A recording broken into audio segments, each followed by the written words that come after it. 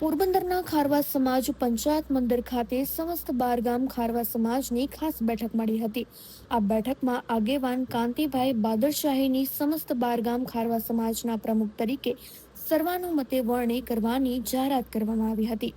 કાંતિભાઈ બાદરશાહી અગાઉ પણ સમાજના પ્રમુખ તરીકે રહી ચૂક્યા છે અને તેમના કાર્યકાળ દરમિયાન સમાજ ઉપયોગી અનેક સારી કામગીરીઓ કરી હતી.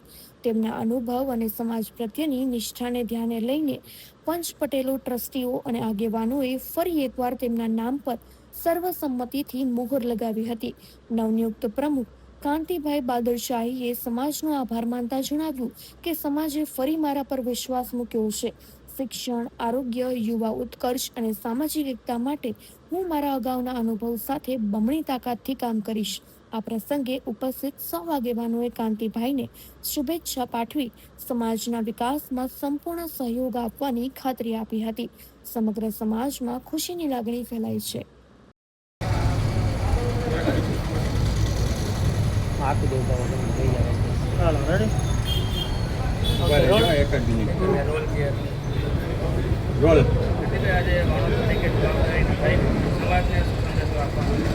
સમાજને એ જ સંદેશો આપવા માગું છું કે સમાજનો વિકાસ, નીચલા વર્ગનો જે વિકાસ કરવાનો છે એ મારું ધ્યેય રહેશે.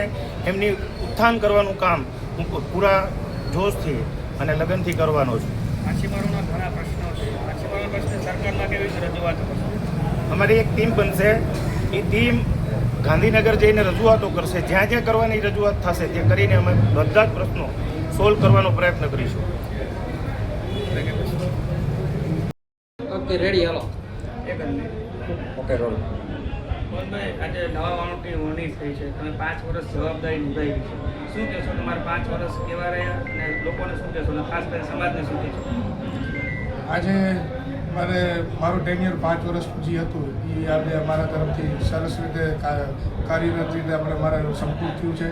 અને આજે પરંપરા મુજબ આપણે નવા વાણસની તિલક વિધિ થતી હોય છે ત્યારે હું તો પહેલાં તો ખૂબ ખૂબ અભિનંદન આપીશ પંચ પટેલ ડાયરાઓમાંથી જે લોકોને સિલેક્ટ કરીને મોકલાવ્યા છે ને વાણસની વરણી કરી અને એના સહમતિ આપી બધાએ અને એવા વાણસનું નેતૃત્વ કર્યું છે કે ભાઈ એને અગાઉ બી એને સેવા આપેલી છે. અપેક્ષા લોકોની ખૂબ છે સરસ રીતે.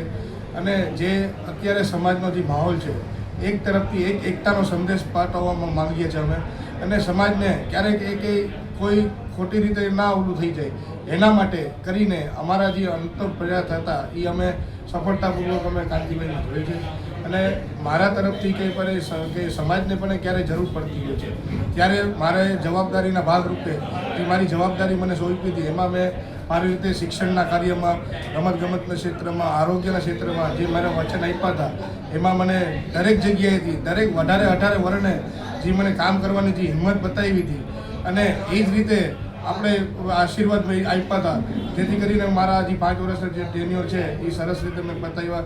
જે કે રાજકીય ક્ષેત્રના પણ ખૂબ ખૂબ આભાર માનવો જોઈએ જે કે મારા ટેન્યુરની અંદર જે રીતે એને કામગીરી મને કરવામાં સોંપવામાં આવી હતી અને નિષ્ઠાપૂર્વક આપણે જે નિભાવી છે અને સાચી રીતે એનું પરિણામ આપણે સામે જોયું છે. જે વિકાસના કામ આપ્યા છે ખૂબ વિકાસના કામ આવ્યા છે. હવે તો મનપા આવી ગઈ છે તો આગળ જતાં ખૂબ સારા કામો થશે.